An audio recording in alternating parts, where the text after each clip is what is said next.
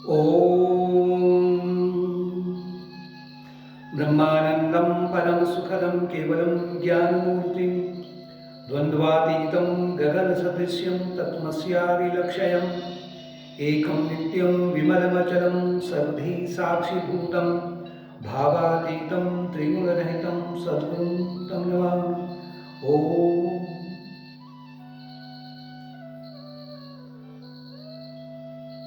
मनुष्य के जीवन का जो सबसे या उसके व्यक्तित्व का जो सबसे महत्वपूर्ण अंग है वो है मन। क्योंकि अनेक शास्त्रों में और स्वयं भगवान कृष्ण ने कहा है कि मन एवं मनुष्याणाम कारणम बंध मोक्षयो, कि मन ही मनुष्य के लिए बंधन का कारण है, अर्थात उसे अनेक अनेक जन्म और मृत्यु के चक्र में वही मन ले जाता है और वही मन उसके लिए मोक्ष का कारण है। उसी मन के द्वारा वो मोक्ष पा सकता है।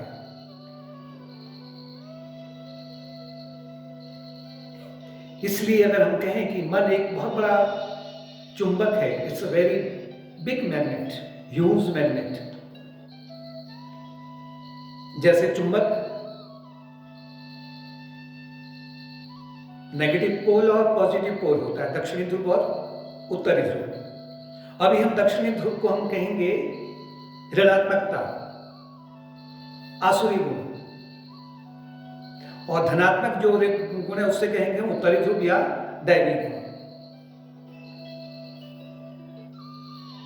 मन की आदत है, क्योंकि महान चुंबक है, और मन की आदत है कि ये दो प्रकार के गुणों को अपनी ओर बड़ी जोर से आकर्षित करता है। अब वो व्यक्ति के ऊपर निर्भर है कि उसका मन रूपी चुंबक क्या अपनी ओर आकर्षित कर रहा है।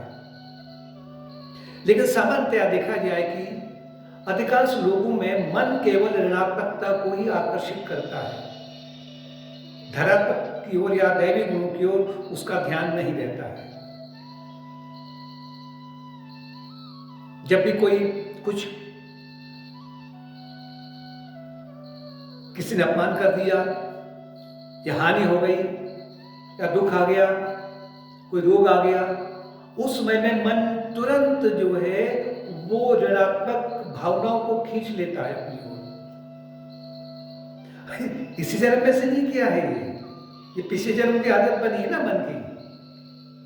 मन की आदत है पिछले जन्म से कि वो केवल अधिकांश ना, वो केवल अशुभ को अपनी ओर आकर्षित करता है, और इसी में अधिकांश लोग जीना चाहते हैं। कहते कि नहीं, ये तुम्हारे जीवन का अंग है, यानी कि द्वेष करना या मोह रखना, मोह करना, ईर्ष्या करना या अभिमान को बढ़ाना या पाखंड को बढ़ाना, ये ऋणात्मकता है और इसको वो मेंटेन करना चाहते हैं। और दूसरी ओर को जो मन है वो सकारात्मक विचारों को अपनी ओर आकर्षित करता है। लेकिन ये अचानक नहीं आ जाता है, ये कोई गॉड गिफ्टेड, लोग कहते हैं ना कि ये गॉड गिफ्टेड नहीं है। गॉड गिफ्टेड है, कृपा है, लेकिन जब तक आपका पुरुषार्थ नहीं होगा तब तक कृपा नहीं होगी। तो जो सकारात्मक है, मन रूपी जो चुंबक है, वो जो सकारात्मक को अपनी ओर खींचता है, उसके लिए यदि अगर व्यक्ति नंबर एक जो मार्ग है सत्संग, किसी गुरु के निर्देशन में या उन्नत योगी के निर्देशन में रह करके अगर वो शास्त्रों के अध्ययन को गंभीरता से सुनता है, इसके बाद में तो उसके लिए पूरा विश्व ही गुरु बन जाता है। तो सत्संग के माध्यम से अब वो अपने जीवन में अब वो प्रार्थना को अपना एक अंग बना लेता है, ध्यान को अपना अंग बना लेता है, सेवा कार्य को अपना अंग बना लेता है, और साथ में अगर यूं कहें कि ये वो एक योग मार्ग का पालन करते हुए वो अब केवल अपने जीवन में सकारात्मक या शुभ भावनाओं को आकर्षित कर रहा है उसका मन। लेकिन ये जल्दी नहीं हो जाता, जल्दी नहीं हो पाता है। लेकिन जब दुख आता है या प्रतिशोध हो, कोई व्यक्ति कर लेता आपसे, या समझो कि जो ऋणात्मक आपके जीवन में आया है या कहीं की विपत्ति आई हुई है, उसको लोग कोसते हैं, वहां पर ऋणात्मकता क्यों भग जाते हैं। लेकिन अगर आप एक आनंदमय जीवन जीना चाहते हैं तो जो कुछ भी आपके जीवन में कोई प्रतिशोध ले रहा है या दुख आ रहा है, हानि हो रही है, कोई बाधा मार्ग में आ रही है भौतिकता के रूप में, उसका एक अत्यंत आध्यात्मिक महत्व है। वो आपकी आध्यात्मिक प्रगति के मार्ग में आपको आपके लिए रीढ़ की हड्डी बनता है। अगर ये स्थितियां नहीं आएंगी, विपरीत स्थिति नहीं आएगी, तो आपकी आध्यात्मिक उन्नति नहीं हो सकती है। होगी लेकिन बहुत स्लो होगी।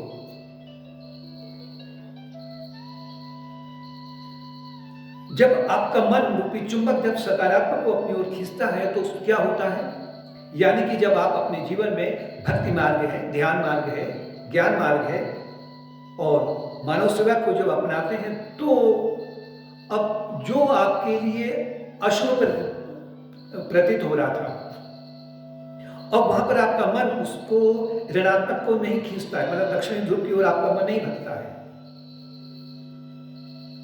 क्योंकि वो भी आपके लिए एक प्रकार से, जैसे कि ना कि रात को अंधेरा हो रहा है, आकाश में घने काले बादल छाए हुए हैं, एक भयानक दृश्य हो रहा है, डरावना दृश्य है, अचानक सूर्योदय होता है, तो एक ही प्रकाश की किरण, सूरज की एक ही किरण उन सभी बादलों को प्रकाशित कर देती है। इसी प्रकार से जब आप सकारात्मक मार्ग को पकड़ते हैं तो आपके लिए जो ये विपरीत परिस्थितियां हैं या विपत्ति है, वो आपके लिए एक महत्वपूर्ण अंग बन जाता है। अब ये नहीं कहा गया है कि आप अपने जीवन में केवल विपत्ति को मांगे, ये नहीं कहा गया है, कोई नहीं मांगेगा। लेकिन हम जो बात कह रहे हैं वो है कि जो मनुष्य का मन है वो विशाल चुंबक के समान है, और वो या तो ऋणात्मक की ओर जाएगा या धनात्मक की ओर जाएगा। अगर धनात्मक की ओर जा रहा है तो क्या होता है, इसका जो अंतिम परिणाम है, और ऋणात्मक की ओर जाता है तो इसका परिणाम तो अधिकांश लोगों को मालूम नहीं है। जितना ज्यादा आपका मन ऋणात्मक बनेगा तो चुंबक रूपी मन आपका उतना ही ऋणात्मक को खींचेगा।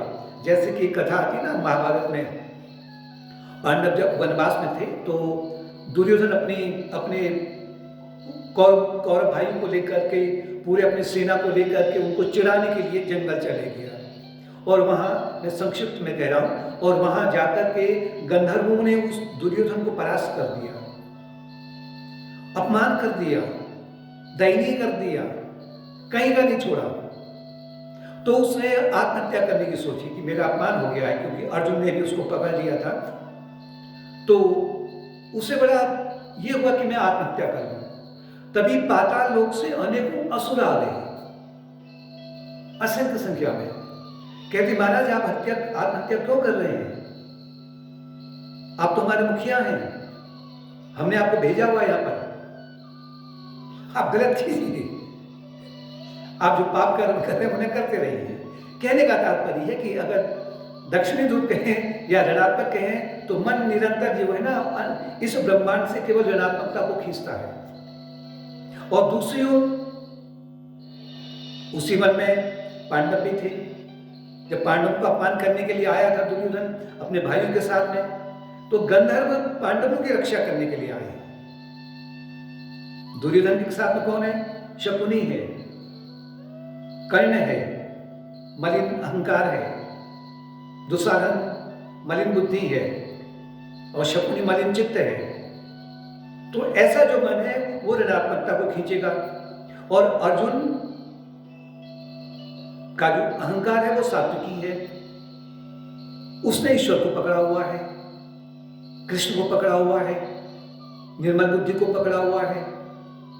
तो जब आपका मन इस तरह से रहता है सत्संग के माध्यम से, तो आपका मन निरंतर शुभ को पकड़ता है। मतलब इस ब्रह्मांड से अनेक शक्तियां आपकी सहायता के लिए स्वतः खींची चली आती हैं आपके मन रूपी चुंबक की ओर।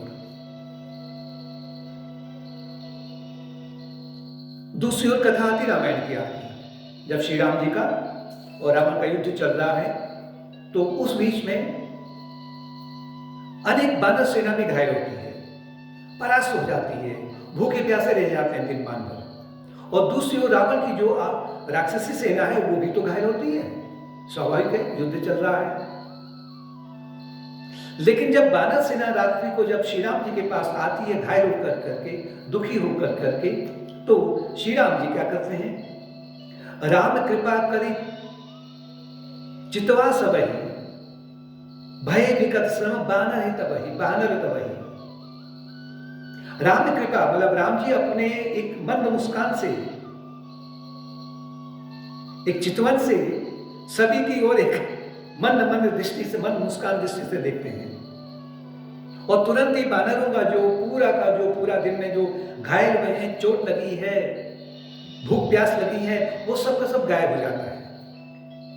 वो दोबारा से उनमें स्फूर्ति आ जाती है, अधिक स्फूर्ति आ जाती है, और अगले दिन वो अधिक स्फूर्ति के साथ में युद्ध कर रहे हैं, क्योंकि राम जी ने उनकी ओर मुस्कुराते हुए देखा है।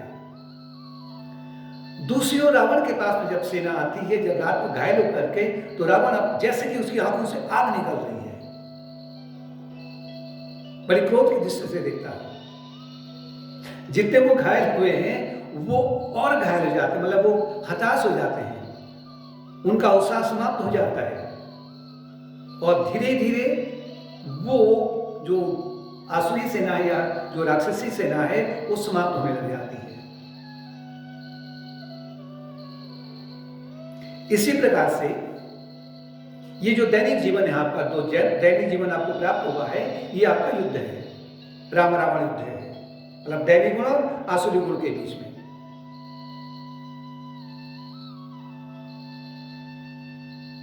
दिनमान भर के युद्ध को जब आप करते हैं, अपने कर्तव्य कर्म में जब संलग्न रहते हैं, तो स्वाभाविक है आपके जीवन में अनेक प्रकार के प्रतिशोध भी कोई करेगा, कोई कभी दुख भी आ सकता है, कभी सुख भी आ सकता है। ये नहीं कि अगर आप भक्त हैं तो आपके जीवन में कोई आपका अपमान नहीं करेगा, करेगा, कोई आपको दुख नहीं देगा, या कोई आपको हानि नहीं करेगा, ऐसा नहीं हो सकता है। ये सब कुछ होगा, लेकिन जब दिनमान भर के युद्ध के बाद में जब आप शाम को अपने घर लौटते हैं, तो कुछ नाश्ता करने के बाद में अपने सोफे में जब आप थोड़ा सा विराजमान होकर के, अब क्या होगा, या उस समय में या रात्रि को सोते समय में, अब आपके मानस पटल पर, मन रूपी चुंबक पर अब क्या होगा कि जो दिनमान भर की घटनाएं हैं वो अब सब सामने आ जाएंगी। अब यहां पर आपके पास में दो ऑप्शन है, या तो आप श्री राम जी को अपना लीजिए और या रावण को अपना लीजिए। यदि अगर आपके जीवन में, अगर आपने सत्संग के माध्यम से भक्ति है, ध्यान सेवा के माध्यम से इसका अगर आपने मतलब अपने जीवन में आप इसको ला रहे हैं, तो क्या है कि अब जो है, जो भी आपके जीवन में जो, क्योंकि ये ध्यान रखना कि जो आपकी शुभ भावनाएं वो उनको भी कष्ट होता है, परास्त हो जाती हैं, यानी कि दिन में कभी आपकी क्षमा घायल हो जाती है, आपका धैर्य घायल हो जाता है, आपकी अहिंसा घायल हो जाती है, आपकी विनम्रता घायल हो जाती है। यही तो होता है दैनिक जीवन में। यह प्रतीक है कि वानर सेना घायल हुई है, मतलब जो शुभ संस्कार हैं, जो शुभ वासनाएं हैं, जो दैवी गुण हैं, वो बहुत ज्यादा घायल हो जाते हैं। लेकिन जैसे ही अगर आपका मन सकारात्मक की ओर जा रहा है, उत्तरी ध्रुव की ओर जा रहा है, तो आपका जो मन रूपी चुंबक है वो दैवी गुणों को आकर्षित करेगा। तो समझिए कि आपकी जो भावनाओं को चोट लगी है वानर सेना के रूप में, वो उनमें स्फूर्ति आ जाती है, क्योंकि आपको उन भावनाओं के ऊपर या उन बानर रूपी भावनाओं के ऊपर श्री राम जी मंद मंद मुस्कुरा रहे हैं। यानी कि जो भी आपने सकारात्मक रूप से अपने दैनिक जीवन में योग मार्ग का पालन करते हुए, समग्र योग का पालन करते हुए जो भी किया है, वो भावनाएं एक प्रकार से श्री राम जी की मंद मुस्कान है और वो और पुष्ट हो जाते हैं। अब आपके मन में ये नहीं रहता है कि अभी तक तो हो रहा था कि मैं क्षमा नहीं करूंगा, मैं धैर्य छोड़ दूंगा, मैं अब हिंसा न कराऊंगा, या मैं प्रतिशोध लूंगा, या कल को मैं ऐसी गलती करूंगा। अब ये नहीं कहेंगे आप, बल्कि जो कुछ भी आपके साथ में कुछ भी अनुचित घटित हुआ है, किसी ने भी किया है, तो उसको आप भूल जाते हैं। कहते हैं जीवन का अनिवार्य अंग है और ये मेरे लिए मेरी आध्यात्मिक मार्ग में एक महान प्रगति कर रहे हैं। मतलब मुझे जो है आसुरी गुणों से हटा करके दैवी गुणों की ओर ले जा रहे हैं। तो आपके भीतर की जो भावनाएं हैं बानर सेना के रूप में और पुष्ट हो जाती हैं और अगले दिन या आने वाले जीवन में आपका धैर्य बढ़ जाता है, क्षमा बढ़ जाती है, विनम्रता बढ़ जाती है, आपका जो अहंकार है वो सात्विक होने लग जाता है, आपके मन से राग द्वेष हटने लग जाता है। तात्पर्य है कि आपकी उन भावनाओं पर श्री राम जी की नजर पड़ रही है। और दूसरी ओर एक ऑप्शन और भी है आपका, अगर आपका योग मार्ग का पालन नहीं कर रहे हैं तो, अगर आप इसको बकवास मान रहे हैं तो फिर रावण को भी आप इनवाइट कर सकते हैं। रावण कौन है? अविद्या, अज्ञान, कि मैं एक समान सा एक व्यक्ति हूं, बस हो गया, इससे ज्यादा थोड़ा ही हूं। यहां पर जो आपकी क्योंकि आपकी जो अशुभ भावना है उनको भी चोट लगती है। जब चोट लगती है, युद्ध में जब चोट लगती है, उनको क्या होता है कि अज्ञान रूपी रावण उनकी ओर और भी क्रूर दृष्टि से देखता है। इतना ही नहीं होता है, यहां पर कभी कभी अज्ञान थोड़ा सा अपने होश में रह करके, क्योंकि रावण को रात्रि को उसके जो मामा थे, माल्यवंत थे या मामा या जो भी है उनका रिश्ता, तो माल्यवंत ने बहुत समझाया कि भाई तो आपको ये नहीं करना चाहिए, लेकिन रावण ने माल्यवंत को भगा दिया। लेकिन तभी मेघनाद आ गया। मेघनाद ने बड़ा भरोसा दिया, नहीं पिताजी ऐसा मत करो, युद्ध करो। सुनि सुत वचन भरोसा आवा। रावण को भरोसा हो गया है और उसने प्रीति समेत अंक बैठा हुआ, रावण ने मेघनाद को अपनी गोदी में बिठा लिया। रात्रि भर विचार विमर्श करते रहे। यानी कि दूसरी ओर आपका जो अविद्या या जो अविद्या है, अज्ञान है, वो उससे अस्मिता क्लेश उत्पन्न होता है। अस्मिता क्लेश का मतलब इगोइज्म। इगोइज्म का तात्पर्य है कि मेघनाद कौन है? वो राजसी तामसी अहंकार का प्रतीक है। वो प्रतिशोध चाहता है, वो हिंसा चाहता है, वो लोभ चाहता है, मोह चाहता है, आसक्ति चाहता है। और इसी को रावण रूपी जो अज्ञान है, आपके भीतर जो चुंबक है, अब वो क्या करता है कि इस मेघनाद रूपी अस्मिता क्लेश को जैसे कि उसने अपने गोद में बिठा लिया रात भर। अब फिर आपको ये याद आती है कि इस व्यक्ति ने मेरे मुझसे प्रतिशोध लिया और इस व्यक्ति ने मेरा अपमान किया, या ये बीच में एक बाधा आ गई थी, या अनेक प्रकार की जो है, अब उसको कहां तक आ जाए। और इसी को लेकर के रात्रि भर जब आप नींद में रहते हैं, तो उस समय में आपके भीतर का जो अचेतन मन है इसी उलझन में रहता है कि प्रातः काल होकर के मैं अब सबसे पहले प्रतिशोध लूंगा, अपमान करूंगा, हिंसा करूंगा, निंदा करूंगा, राग या द्वेष जो भी है आसुरी गुणों में मैं डूब जाऊंगा। मतलब बेचैनी नहीं हटती है आपके मन से। लेकिन यदि आपका जो मन रूपी चुंबक है अगर श्री राम जी की तरफ है, तो उस समय में जो रावण अपनी असुर सेना के को, मतलब जो आपके भीतर के जो काम है, क्रोध है, लोभ है, मोह है, वो क्या होता है कि वो धीरे धीरे घायल होने लग जाते हैं ज़्यादा, क्योंकि रावण उनको सहारा नहीं दे रहा है। रावण और मेघनाद उनको कह रहा है कि तुम कल को और युद्ध करोगे। युद्ध करने का तात्पर्य है कि आपने अपने भीतर का जो मन की चुंबक है उसको ऋणात्मक से हटा करके धनात्मक की ओर ले जाना है।